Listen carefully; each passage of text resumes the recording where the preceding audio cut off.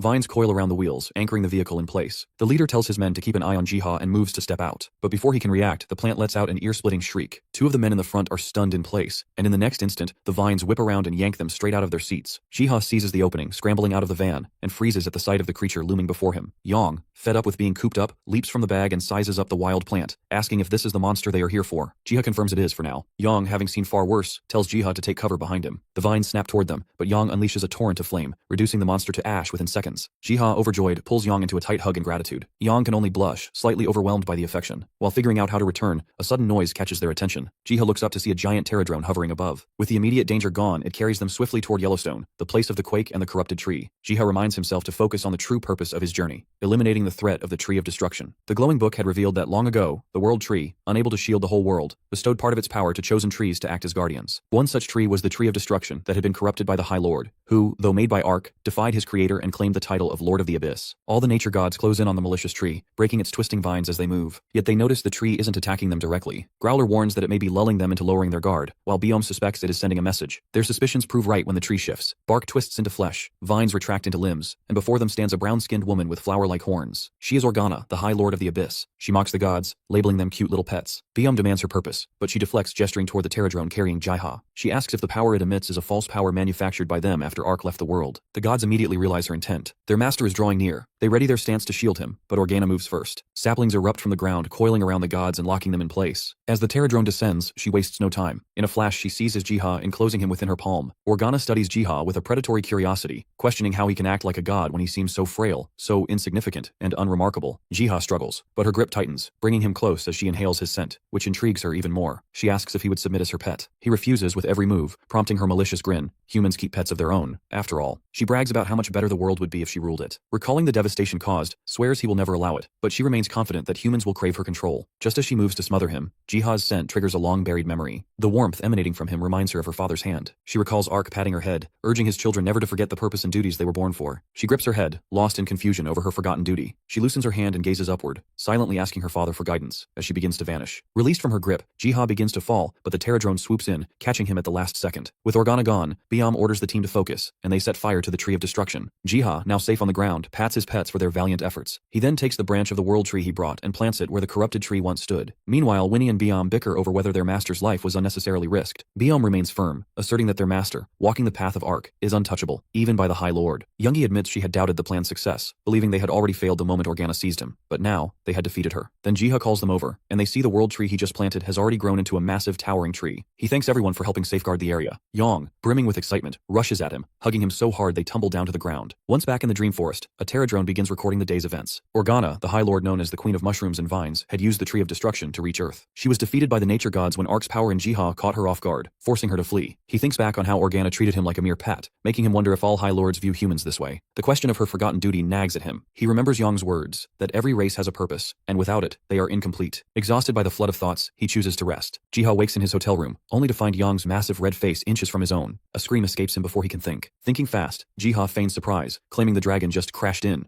Dae-kun steps protectively in front of him. Ashley fires a lightning bolt at the startled dragon. Yang escapes after the brief chaos, and Jiha mentally groans, apologizing to his very patient dragon. Ashley checks on Jiha, informing him that the Tree of Destruction vanished from Yellowstone National Park. She adds that the Bureau is investigating the tree and has issued warnings. Jiha acts dumbfounded, keeping the full truth hidden. With no further tasks, she advises him to return to Korea with Dae-kun, and silently admires Jiha's selflessness in creating hundreds of scrolls for psychers, without expecting anything in return. She bids him farewell, apologizing for having wasted his time and requesting he visit again. Once they return home, Jiha finds Yang sulking in the dream garden, giving him the silent treatment. He pokes him apologetically, reminding him how disastrous it would have been if anyone saw a dragon with him. Yang scowls but reluctantly accepts a loaf of meat as apology. Jiha flops onto the ground, thinking he's starting to feel like a dragon babysitter, and wonders where the prideful, arrogant dragon he knows has gone. He refocuses on the next task. The rabbits have done their part, unearthing the bones. So he assembles them into dragons, breathing life into their forms. One by one, several more dragons awaken around him, their eyes glowing with renewed life. Jiha's life creation skill upgrades to level 2, allowing him to handle more complex creations. The dream garden is too small for all 48 dragons,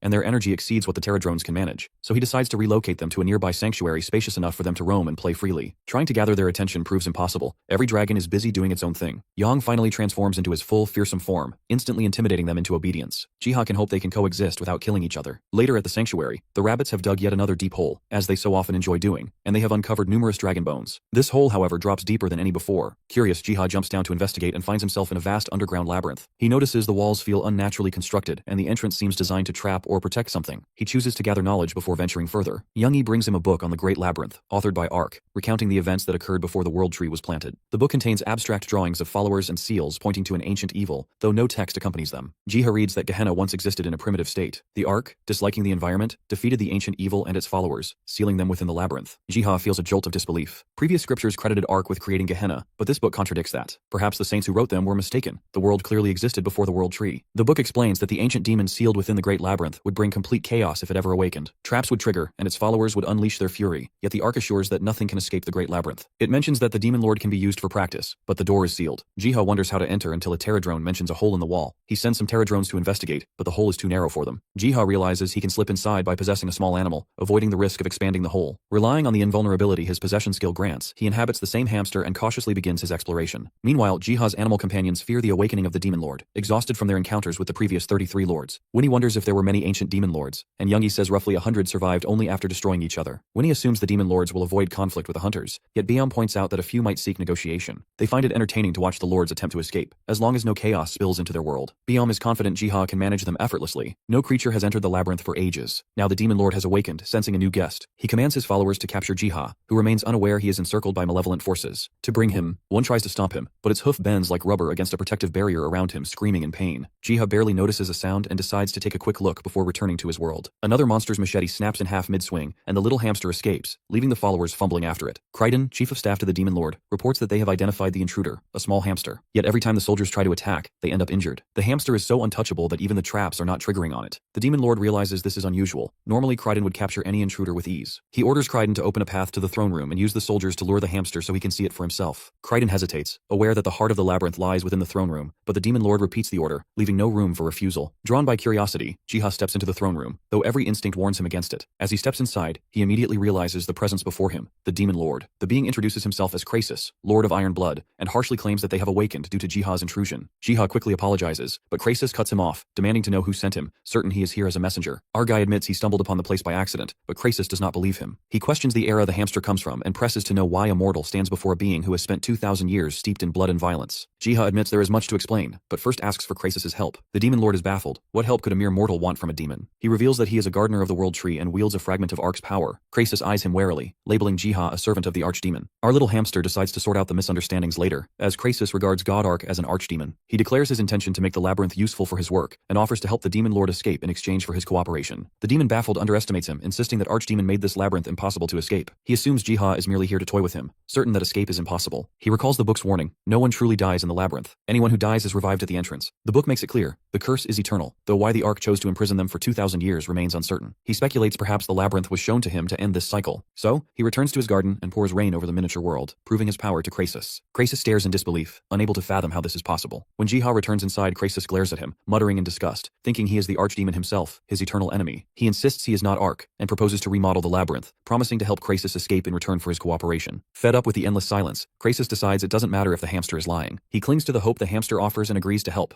After a while he summons the High Lords, though only 3 appear: Penelope, Lord of Delusion, the Lord of Intelligence, and Krasis himself. Penelope quips, asking if someone finally decided to let them out. Krasis explains finding an animal that has similar power to Ark, asking for his help who made it rain in the labyrinth. The Demon Lord confirms but clarifies they are getting free not right away. Amused that only they can barely use power in this realm, the Lord of Intelligence asks who this intruder is. Krasis plops the hamster on the table, and both lords gape since only a Demon Lord can enter this place. Penelope exclaims that if he can see them and enter here, he must be connected to the Archdemon. Introducing himself as the gardener of the world tree, Jiha watches the lords grapple the reality of a world altered while they slept. He explains how Gehenna was destroyed by the High Lords, leaving only a handful of survivors. The High Lord of Intelligence finds it ironic that a world created by the Archdemon was undone by its own creations. Penelope smothers the hamster, teasing if he took this tiny form as a lesson in humility. Jiha insists that power must not be misused. She muses that anything he asks would beat sitting idle and tries to charm him into revealing his plans, but he is invulnerable to her powers. He explains that hunters will soon start entering this labyrinth from now on, and their task is to help the humans grow stronger and offer rewards. He muses that together, they will create the ultimate labyrinth for hunters to explore. Kaldor Tristan, the Ark's champion and a warrior who surpasses humans, remains trapped in the labyrinth. After centuries of silence, strange noises echo throughout as monsters awaken once more. The sudden activity makes him feel as if it is his first time here, with countless beasts to slay. Penelope creeps up on him, amused to see a human still alive for over 500 years. Kaldor snaps, blaming demons like her for cursing him here. She teases that the labyrinth's new master is making these noises. Kaldor demands to know who this new owner is, but Penelope can only say that even the High Lords know little about him, though she warns that he is reshaping the labyrinth as they speak. Hearing this, Kaldor jerks upright, raising his sword toward the sky, demanding that the one watching them reveal themselves. Little does he know, the one watching him is hiding on Penelope's shoulder. The sounds now seem to emerge from beneath the ground, confusing him. Then he hears his name called, clear, deliberate, and impossible to ignore. Jiha reads aloud from the book, recounting Kaldor Tristan's past. He hails from the outskirts of the Deus Empire, led the Boar mercenary group, and became a champion at 25. He fought dragons and High Lords, then entered the Great Labyrinth to hunt the Demon Lords, only to be cursed and trapped for centuries. Hearing the voice nearby, Kaldor feels an instinctive urge to kill, yet Jiha can't help but admire the aura of strength radiating from the Ark's champion, his stats displayed clearly before him. Kaldor screams for the speaker to reveal himself, his voice raw with frustration, and Jiha notes with admiration how he has retained his strength and sanity after 500 years. Penelope nudges Jiha to show himself. The man exhausts himself with futile shouting, so our hamster steps forward, asking if Kaldor has calmed down. Disappointed, he scowls at the hamster form and demands he show his true self. However, Jiha refuses to do so, while Penelope sheepishly admits she hasn't seen it either. He demands to know Jiha's identity. Our guy replies that he is the gardener of the world tree, withholding details out of respect for Kaldor's past as the Ark's champion. Enraged, Kaldor thrashes and shouts. Jiha glances at Penelope and signals her that it's a good time time to leave, but the champion lunges after them, apologizing and begging them not to leave him alone again. Our guy can't help but feel sorry for him, marveling at how he survived centuries in this state. He asks if Kaldor can calm down enough to continue the conversation. The poor guy forces himself to act human again. He explains that to help him, Kaldor must stay calm, and reveals he can arrange his escape via the Demon Lord, though not immediately. The man doubts the possibility, frustrated at his inability even to locate the labyrinth's entrance. Kaldor is doubtful, asks Jiha if he is under the Demon Lord's control, who clarifies they are only cooperating with each other, promising him the same aid. Kaldor flat out rejects the idea of cooperating with the Demon Lord. They turn to leave, suggesting he can remain for another 1,000 years, but he instantly regrets his defiance and apologizes. Jiha apologizes too, admitting he wants Kaldor freed just as badly, yet laments that with Gehenna practically destroyed, it may be pointless. Kaldor is struck with horror, urgently asking about the dragons and champions who should have acted as mediators. The hamster tells him the dragons were powerless to halt the High Lord's rise from the abyss, not because of weakness, but because the mediators abandoned their duties. Jiha reiterates that there's nothing left for Kaldor to return to. Gehenna is gone. Only a few survivors remain. Kaldor recoils, asking if he's condemned to stay here forever. He explains that there is a new world Kaldor can go to, though he cannot share more details for now. Relief washes over Kaldor as he realizes the survivors must be there too. His spirits lift as he asks with determination if Jiha wants him to keep exterminating the demon lords until they finally stay dead. Jiha clarifies his task is to guide the people from the other world that will be coming here. Though Kaldor worries about his intimidating appearance, he is thrilled at the prospect of freedom from this hellhole. He quickly agrees, already plotting how to school the newcomers in his head, and decides the first step is shaving off centuries of wild hair. Meanwhile, the nature gods watch them from the miniature world in the garden. Biom recommends activating the system, and Growler agrees that with the world tree fully grown, experimentation can begin. As their master prepares to bring hunters into the labyrinth, they get to work. They recall how the sponsorship system worked. Warriors used to enter the labyrinth, received essence and buffs, and the outstanding ones could form contracts with Ark or the nature gods. They prepare to implement it, agreeing to use essence as currency. The Terradrones immediately get excited, imagining the bounty of essence they'll collect. Growler proposes picking warriors ahead of time to avoid losing them. Yang worries they might grow greedy if they share their power with them. Paney insists they only exist to motivate the hunters to push forward, not to hinder their growth. Biom stresses that this system exists only for those truly worthy of gaining power. Though the training method is up to them, he ends the argument by reminding them to consider what their master would want. They all decide to wait and see. A few days pass, and Sunghyuk finds an invitation to the Great Labyrinth waiting at his doorstep. Sunghyuk reaches the Great Labyrinth atop a Terradrone, surprised to see others gathered there as well. They exchange questions about the place, but no one has answers. Daokun gestures toward a table at the entrance where a Terradrone sits with ornaments. Hwayeon asks if they are for sale to use inside. Sunghyuk whispers that maybe it's running a side hustle because the master stopped feeding it. Hwayeon picks out an item from the table, and the Terradrone shows her a drawing indicating it cures delusion spells, a magic used by Penelope, the succubus, to control others' bodies. Hwayeon eyes the glowing stone, guessing it must be necessary for navigating the labyrinth's dark and confusing caves. She asks the price, and the Terradrone points to a sign demanding 4 essences. Outraged, she tries to haggle it down to 3, even flashing her deadliest glare. Avoiding eye contact, the little guy taps at the sign again, adamant on 4 essence. Sunghyuk talks her down, and she slaps her essences on the table. He observes many other items for sale, sparking curiosity about what else they might need inside. Daokun recalls rumors of the demon lord and powerful monsters dwelling within, and the group resolves to enter and see for themselves. Once they step inside, the labyrinth opens into a vast forest, and a lone man sits calmly on a rock, as though he had been waiting for them. Hwayeon whispers he looks like Bolander, though a homeless version Kaldor greets them, and the group feels an overwhelming aura radiating from him as he speaks. He introduces himself, asking if they are hunters from Earth. He admits he knows of their deeds but not their names. Then, with chilling certainty, he points at Margreta and asks if she bears the name Rustle. Margreta's breath catches when Kaldor says he knew Marlene, a champion who bore an uncanny resemblance to her. The truth dawns, and she demands to know if he is the Ark's champion. Kaldor admits he is, though he has been trapped here for 500 years. Daokun recalls vague stories of such a title from centuries ago while Hwayeon remains skeptical, doubting any human could live that long. Kaldor dismisses their concerns, reminding them that if they wish to enter the labyrinth, they will have to place their trust in him. Sunghyuk feels as though the man radiates danger, but somehow doesn't feel like an enemy. Daokun challenges him, demanding proof of his claim to the Ark's title, declaring his own loyalty to the Ark. He tosses his axe, and it crackles with raw energy, and when it crashes down, the earth splits open under the blow. Everyone is stunned by the sheer power. Kaldor asks if they are ready to begin a proper conversation. Han acknowledges, resolving to uncover the labyrinth's secrets and Kaldor's role later. They follow him into the forest. The mention of Ark's champion stirs something in Margreta, for it was once the proud title of her ancestors, a legacy she aches to reclaim. She resolves then and there to prove her worth in the labyrinth to claim the title for herself. When the fight begins, the monsters prove no match. Sunghyuk's blade and Hwayeon's fire magic cut them down with ease. The ease of the battle unsettles him. It shouldn't be this simple, but then he senses an unseen presence observing them. Notifications swarm in. Mighty God's Fang declares it is not mistaken while Growler demands him to improve. Growler's unexpected presence shocks him, leaving him to wonder why he is here when not summoned.